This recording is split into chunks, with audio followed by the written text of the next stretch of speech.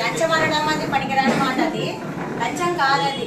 బెనిఫిషర్స్ 50,000 కట్టాలా ప్రతి ఒక్క మనిషి. 50,000 కడితే అప్పుడు గత ప్రభుత్వంలోన 50,000 కడితే ఇండ్లు తయారు చేసిస్తానని మాకు చెప్పినారు. చెప్పింటే జ్ఞానేశ్వర్ గౌడ్ అన్నగారు ఏమన్నారు, 50,000 కడితే ప్రతి ఒక్కరికి మేము ఇల్లు రెడీ చేసి ఇచ్చేస్తామమ్మా, తాళంతో సహా మీకు ఇచ్చేస్తాము అన్నందుకు మేము అన్నని నమ్మేసి ఇచ్చేసాం. అంటే అన్న నమ్మకాన్ని మాకే మోసం చేయలేదు. 50,000 తగ్గట్టు మాకు 2 సెంట్లు స్థలాన్ని ఇచ్చేసి స్లాబ్ వరకు, అంటే స్లాబ్ వేయించినారు 10 ఇండ్లకి. మేము ఇచ్చిన 50,000కి స్లాబ్ వేసి ఇచ్చినారు. అప్పుడు గత ప్రభుత్వం పోయినందుకు ఇంకా మరి తర్వాత వస్తుందని చెప్పి రాలేనందుకు మాకు అది అలాగే నిలబడిపోయింది. ఇప్పుడు కూడా ఏమంటున్నారు, మొన్న కూడా ప్రభుత్వం వచ్చిన తర్వాత మీకు ఇల్లు కట్టించేస్తాను, అమౌంట్ పడిన తర్వాత మీరు మాకు తెచ్చి ఇవ్వాలమ్మా అన్నారు. మేము కూడా దానికి కట్టుబడి ఉన్నాము, అన్న కూడా అదే కట్టుబడి ఉన్నారు. రేపొద్దున ఇప్పుడు పెట్టించినారు. మొన్న కూడా మమ్మల్ని అప్లికేషన్లు అన్ని తయారు చేయించి ఫోటో కూడా తీయించి ఆ ఇండ్లు తయారు చేయించే బాధ్యత నాది అని అన్నారు. 50,000 అయితే తీసుకోలేదు, మోసం చేసలేదు. దానికి డిపాజిట్ ఇచ్చినాం, మేము డిపాజిట్ కట్టినాం. దానికి తర్వాత ఎన్ని బిల్డింగ్ శాంక్షన్ అయినాం అక్కడ మేము ఇచ్చినది అయితే 11 మంది ఇచ్చినాం. మా మహిళలంతా జ్ఞానేశ్వర్ గౌడ్ అన్న గారికి డిపాజిట్ ఇచ్చినది 50,000 మోసం కాదది. ఆయన ఇప్పుడు గోనపట్ల భాస్కర్ అనేది ఆయన దగ్గరికి పోయి మేము అడిగినామా? ఎవరి దగ్గరికైనా పోయి మేము మాకు 50,000 తిన్నాడు అని చెప్పినామా? అతనికి ఆయనకి ఎవరు రైట్స్ ఇచ్చినారు మమ్మల్ని అనడానికి, మమ్మల్ని లాగడానికి? అక్కడికి నీదేమన్నా ఉంటే నువ్వు చూసుకో, నీకు చేత కానప్పుడు మమ్మల్ని ఆ మహిళలనే లాగదు. నువ్వు గోనపట్ల భాస్కర్ మీ దగ్గరికి వచ్చి మేము అడిగినామా? మేము మోసపోయినాము, మాకు న్యాయం చేయాలని అడిగినామా అతన్ని? ఆయన మేము అడగలేదు కదా. మా ఇండ్లు ఇస్తామని చెప్పినారు కదా. రేపు పొద్దున ఇప్పుడు మొన్న కూడా ఫోటో దిగినారు.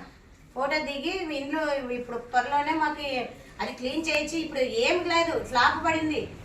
ఇప్పుడు మిమ్మల్ని బజార్లో ఇట్లా ఆగినాడు కదమ్మా, మళ్ళీ మీరు ఏం చేయబోతారు? అన్న ఉన్నాడు, గ్యాన్స్ గౌడ్ ఉన్నాడు, మేము ఉంటాము. మేము ఇచ్చిన 50,000 బేస్మటానికి కూడా అయ్యేవు. అన్ని సకలంగా బాగా చేసి ఇచ్చినాడు. ఇప్పుడు ఇంకా ఇల్లు తయారైపోతుంది. ఏమంటే ప్రస్తుతానికి మేము ఇంట్లోకి చేరొచ్చు.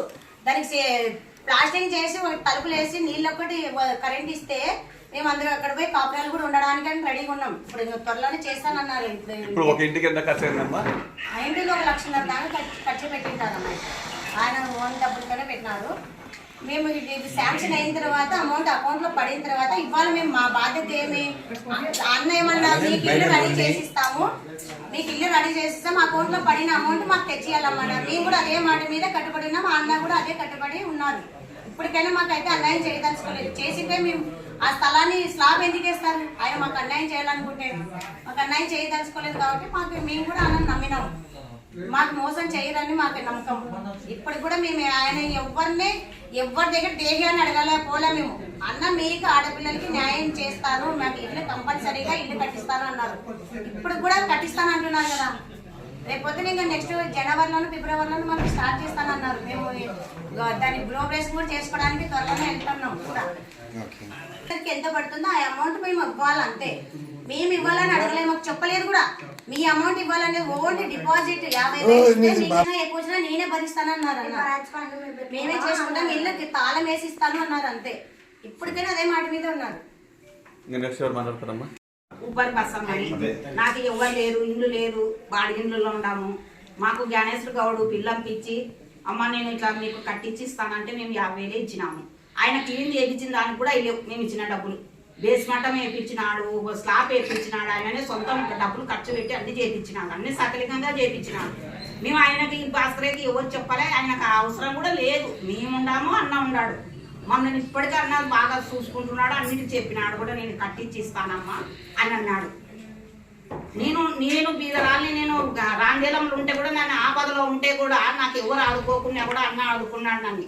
నాకు 6,000 7,000 ఇచ్చి కూడా 5 ఏళ్ళు 6 ఏళ్ళు 5 ఏళ్ళ వరకు కూడా సొంతం డబ్బులు ఇచ్చి నన్ను ఆదుకున్నాడు. రామదేలంలో పెట్టి ఎవరిని మేము సహాయం అడిగలేము. జ్ఞానేశ్వర గౌడ్ని అడిగినా మాకు ఇప్పటికే అప్పటికి ఆయననే చేస్తా అన్నాడు. కట్టించి ఇస్తానమ్మా, మీకు తాళాలు ఇస్తాను, మీకు అన్ని అనుకూలంగా చేస్తాను అన్నాడు. ఆయనకు భాస్కర్ అయితే అనవసరం విషయాలు ఇవి. అన్న ఉన్నాడు, మేము ఉండాం. ఆయనకు అవసరం లేవన్నీ. 2 సెంట్ల ఇచ్చినాడు. మేము ఇచ్చినవి ఏమిటంటే 50,000 ఏమిటి క్లీన్ చేపి కొండలో అవి క్లీన్ చేపి కూడా అయ్యిండవు. అసలు బేస్మట్టం వేయించినాడు, స్లాపులు, అన్ని నీళ్లు, అన్ని భోజనాలు, ఆ భోజనాల కాటుంటే అన్ని ఆయననే భరాయించినాడు. ఇప్పుడు భాస్కర్ శెట్టి వచ్చి మిమ్మల్ని మోసం చేసినాడు జ్ఞానేశ్వర్ గౌడ్ అంటున్నారు కదమ్మా. తప్పు, చాలా తప్పు భాస్కర్ అయ్యేది, చాలా తప్పు, ఆయనదే తప్పు. అసలు ఈ విషయాలకు రాకూడదు. ఆయన కడిగి ఎవరు పోయి అడిగిలేము మమ్మల్ని. ఆయన మోసం చేయలే, జ్ఞానేశ్వర్ గౌడ్ మమ్మల్ని మోసం చేయలే. ఇప్పటికీ అన్ని చేస్తానమ్మా అని చెప్తున్నాడు. ఎక్కువనే చేసినాడు మాకు. మేము ఇచ్చిన 50,000 ఆడ క్లీన్ చేయించిన దాంట్లోకి అయ్యేవు. స్లాబ్ వేయించినాడు, అన్ని ఖర్చులు అన్ని ఆయననే భరాయించినాడు. ఇప్పుడు కూడా చేపిస్తాను. నాది మేమైతే అమ్మకి 50,000 కానీ మా రోడ్డు కట్టింగ్ వచ్చి కానీ ఇళ్ళలో పోతున్నాయంటే ఉడక అమ్మ నేను ఉండలే, నేను ఆడుకుంటాను, నేను ఇల్లు ఇప్పిస్తానని చెప్పి మాకు ఇప్పించుకొని అన్ని రెడీ చేసి పెట్టినాడు. ప్రభుత్వం చేసి ప్రభుత్వం వచ్చి కట్టిస్తా ఉంటున్నాడు. పాస్పైకి అవసరం లేదు, ఇంటి దగ్గర కూర్చుంటాం.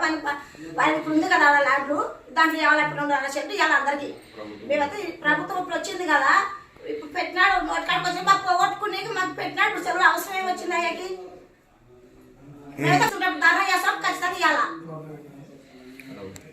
అనుకున్నాడు. మాకైతే అన్న అయిపోతున్నాడు, మాకైతే నిలబడినాడు అన్న. ఇప్పుడు అన్న 50,000 ఉన్నాం. ఇప్పుడు 50,000 ఇచ్చినాడా? 50,000 ఏమంటే 2 సెంటర్ సెలవు ఇచ్చి ఇల్లు కట్టించి అన్ని చేసి ఇస్తాడు. అదే మాట నిలబడినాడు. ఇప్పుడు కట్టలే. మిగతా డబ్బులు ప్రభుత్వం నుండి ప్రభుత్వాలు పడిన తర్వాత తీసుకొచ్చామంటే సరే అన్న ఒప్పుకునే. మేము అన్న కూడా వచ్చిపోయినాడు 3 నెలల కిందట. ఫోటో దిగి అన్ని పిల్లలు సార్లు మాట్లాడినాడు. ఓకే అన్నీ అయిపోయినా. ఇప్పుడు నోటి కాడికి వచ్చినప్పుడు ఎందుకు పోగొట్టు నీకు రెడీ చేసినాడు. ఇప్పుడు వాడికి ఏ అవసరం ఉంది? నిన్న 6-7 ఏళ్ళు నిలవన్నాము. పాప వచ్చింది, వచ్చినాక సరే అన్నాడు. ఇప్పుడు ఏముంది? ఏం ఆదుకుంటున్నాడా? నీకు కోటట్టు ఉంది. నువ్వు అలా కూర్చున్నప్పుడు ఇంటి మీద కూర్చుంటావు. అందరూ పోయింటి ఎగతాలు చేసినారు వాళ్ళు. మా పట్టా పేపర్లు ఇస్త్రీ పాడేసినారు, మీకు అవసరం లేదు అన్నారు. అప్పుడు వాళ్ళ ప్రభుత్వం కూడా మాకు ఏం చేయలే. ఇప్పుడు ఆయనకు వచ్చింది కాబట్టి ఈయన చేస్తా అన్నాడు. అక్కడ బోర్ వేయించినాడు, అన్ని భోజనాల ఖర్చు కాకుండా ఆయననే భరాయించినాడు. అన్ని భరాయించినాడు. ఇప్పుడు కూడా ఇప్పుడు అంతా అయిపోయిన ఏమైనా రాకపోతే దానికి కారణం భాస్కర్ అయ్యా. మేము కూడా కూర్చుంటాం. మేము 10 మంది కూర్చుంటాం. కాదమ్మా, పోయిన వైఎస్ఆర్ గవర్నమెంట్లో 5 సంవత్సరాలు ఇక్కడ మండలాధ్యక్షులు కూడా ఉన్నారు. తర్వాత ఇక్కడ లోకల్గా వైఎస్ఆర్ నాయకులు ఉన్నారు. వాళ్ళని ఏమన్నా ఆ బిల్డింగ్లు పెండింగ్ అయిన తర్వాత ప్రభుత్వం మారిన తర్వాత వైఎస్ఆర్లను ఏమన్నా అడిగినారా మీరు? ఎవరిని కలిసినారు? ఎవరిని?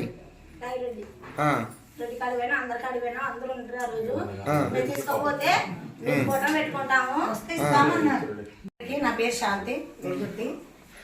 గత ప్రభుత్వంలో మాకి ఇది బిల్డింగ్లు వస్తాయని జ్ఞానేశ్వర్ గౌడ అన్నకి మేము 50,000 కట్టినాము. కట్టిన తర్వాత మాకేమన్నారు, మీకు ప్రతి లాక్ వేసి మొత్తం బిల్డింగ్ శాంక్షన్ చేయించి తాళం వేసి ఇస్తామమ్మా అన్నారు.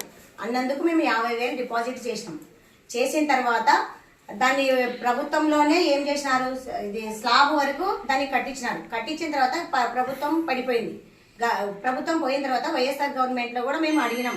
అధికారులు అడిగితే కూడా వాళ్ళు వచ్చిన తర్వాత మేమేమో చూస్తామన్నారు. అదేం పోలేదు. ఇప్పుడు ప్రభుత్వం వచ్చిన తర్వాత అందరినీ మరి కలిసినాం. అందరం మేమంతా మహిళలంతా వచ్చి కలిస్తే, అన్న ఇప్పుడు ప్రభుత్వం వచ్చింది కదా అన్న, ఏమన్నా ప్రభుత్వం వచ్చిన తర్వాత మాకు బిల్డింగ్ అంటే, అమ్మ 100కి 100% మీకు మీ బిల్డింగ్ మాట ఇచ్చిన ప్రకారం మీకు కట్టిస్తాము. మీకు ఏ విధంగా నేను చెప్పినానో ఆ విధంగా చెప్తాను. కానీ ఇంకొకటి చేయాల్సినది, మీకు డబ్బులు పడిన వెంటనే 2 గవర్నమెంట్ల నుంచి, స్టేట్ గవర్నమెంట్, సెంట్రల్ గవర్నమెంట్ నుంచి వచ్చేలా మనము చేద్దాము అని మొన్ననే ఫోటో తీయించి పెట్టినారు. పెట్టిన తర్వాత ఏం జరిగింది, మేము ఫోటో దిగేసి పంపించినాం. అక్కడ వీళ్ళని ఏయూని పిలుచుకొని వచ్చి పంపించినారు. పంపించిన తర్వాత ఏం జరిగింది, ప్రభుత్వానికి అప్లై చేసినారు. అప్లై చేసిన తర్వాత ఇప్పుడు రన్ అవుతుంది. అంటే మాది వచ్చే నోటికాడికి వచ్చేటప్పుడు ఈ గోడపట్ల భాస్కర్ ఎవరు వాడు మాకు ఏం చేసినాడు, నోటి దగ్గరికి వచ్చిన దాన్ని మరి రాయేస్తున్నాడు.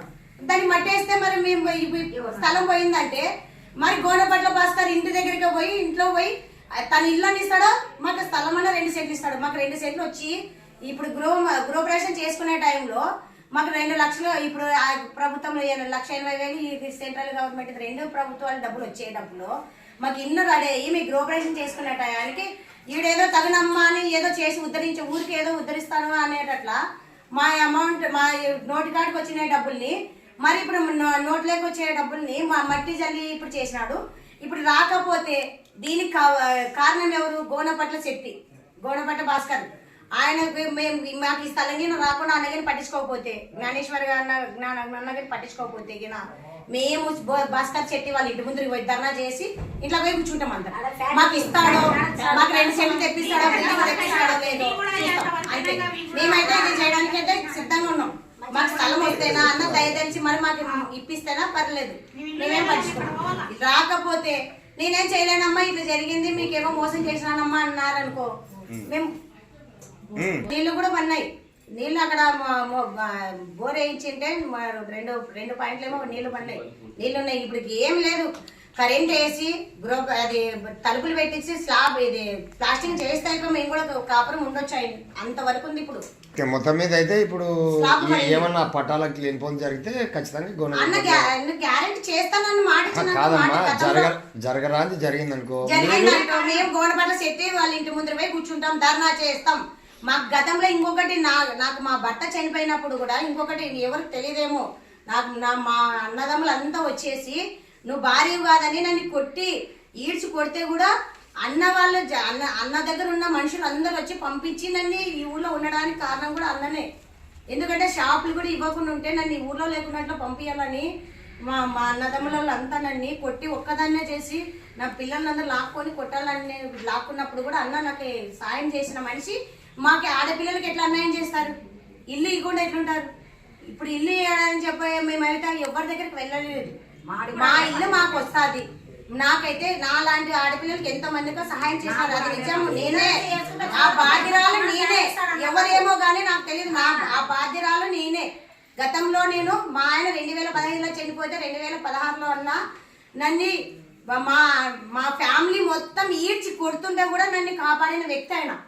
అట్లాంటి వ్యక్తి మాకు మోసం చేశాడంటే మేము ఎట్లా అందరూ మాకు అట్లా చేసిన వ్యక్తి అన్న. నా కొడుకు తాగి రోడ్ల మీద పడిపోతుండే, ఆ టైంలో కూడా ఆదుకున్నాడు అన్న. ఒకరింట్లో పని చేస్తుంటే నా కొడుకు తాగి పడిపోతుంటే జరగదు అన్నానికి లేదు, అన్న ఇట్లా జరగదు, నేను ఎట్లా నాకు ఇబ్బంది అయిపోయింది, ఇంట్లో అన్నం లేదు పెట్టాడు. నా పేరు సుగులమ్మ. మా కోడలికి జాబ్ ఇప్పించాను, ఎవరు లేరు, నేను నా కోడలే పోయి ఒక్కొక్కటే మాట్లాడినాం. మేము అడిగే తాలకల్లా సరే అమ్మ చేస్తానని చేసినాడు, బాగా తిరిగి అన్ని చేసినాడు. అక్కడికి హెడ్ మాస్టర్ కూడా ఇయ్యనంటే కానీ ఇబ్బంది పెడితే కూడా అన్ననే అంతటా కర్నూలు అంతటా తిరిగి కానీ మా కోడలికి జాబ్ ఇప్పించినాడు. అసలు ఆయననే మేము తలుచుకోవాలా జ్ఞానమన్నా.